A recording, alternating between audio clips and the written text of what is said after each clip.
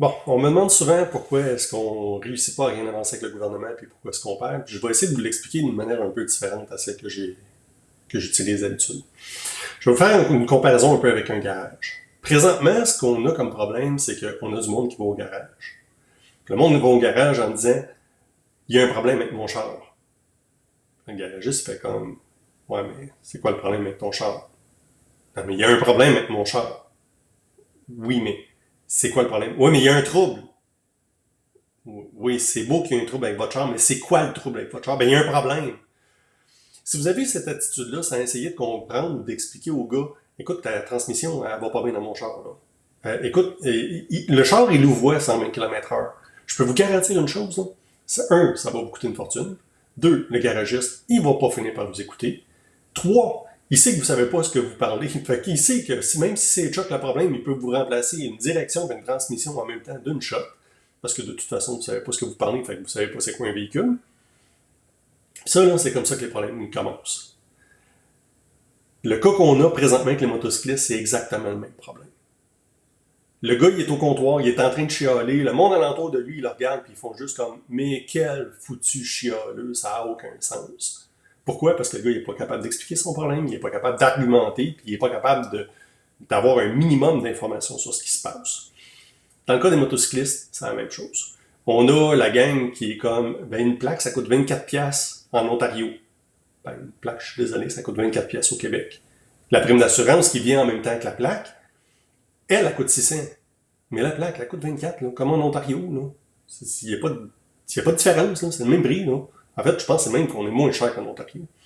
Fait que c'est pas un argument que vous pouvez arriver et dire « Ah, mais on se fait avoir parce qu'on paye plus cher qu'en Ontario. » Pas rapport. En Ontario, la prime d'assurance vie est carrément ailleurs, elle est sur le véhicule. Nous autres, on n'a pas ça. Là. Ça, là, c'est des points là, qui fait que, un, on perd toute crédibilité. Deux, il n'y a pas moyen de discuter parce que le monde ne comprend pas c'est quoi la situation. Trois, le monde ne sont pas capables de focusser sur c'est quoi le vrai problème. Là. Dans les vrais problèmes, c'est qu'on a un no-fault qui fait qu'on paye pour des motocyclistes qui sont pas des motocyclistes. Pourquoi? Parce que le gars qui est en moto, qui n'a pas de permis, qui n'a pas de plaque, et ainsi de suite, c'est pas un motocycliste. C'est un automobiliste en contravention avec le code de la route. La titre, là. C'est pas. Puis honnêtement, c'est beau que le no-fault fait qu'on va l'indemniser, et qu'on indemnise à toute la gang, là, pas juste les motocyclistes, parce que soudainement, monsieur est en moto. Ça marche pas de même, là. C'est pas ça la vie, là. Il prend une décision de société, il vient en société, puis la titre, là.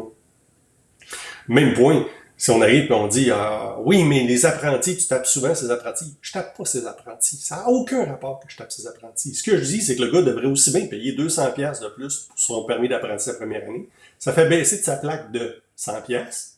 En bout de ligne, c'est juste 100$ de plus qu'il paye par rapport à aujourd'hui. L'année suivante, il va payer le même prix. Puis toutes les années subséquentes, pour le restant de sa vie, il va gagner 100$ de plus par année. Ça, là, en bourse, là, c'est un des meilleurs placements qu'il n'y a pas dans les deux. C'est super bon. C'est le même point quand on fait juste chialer et dire ah, mais là, tu sais, le gouvernement, quand même pas, nous a fait des retours. Non, il t'a arnaqué sur le retour.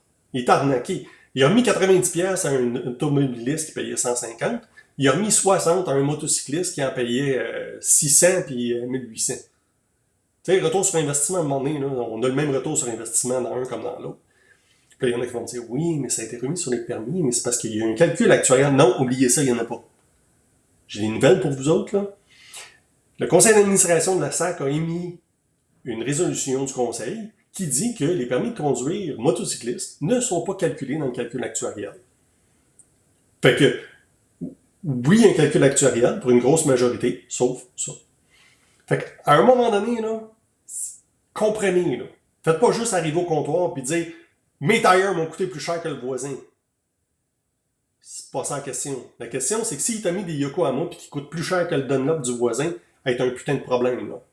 Réveille. Fait qu'en bout de ligne, c'est ça la situation. C'est pas juste de dire qu'il y a des troubles. C'est quoi le trouble? Comment est-ce qu'on le règle? Donc, ceci dit, je vous souhaite une bonne journée.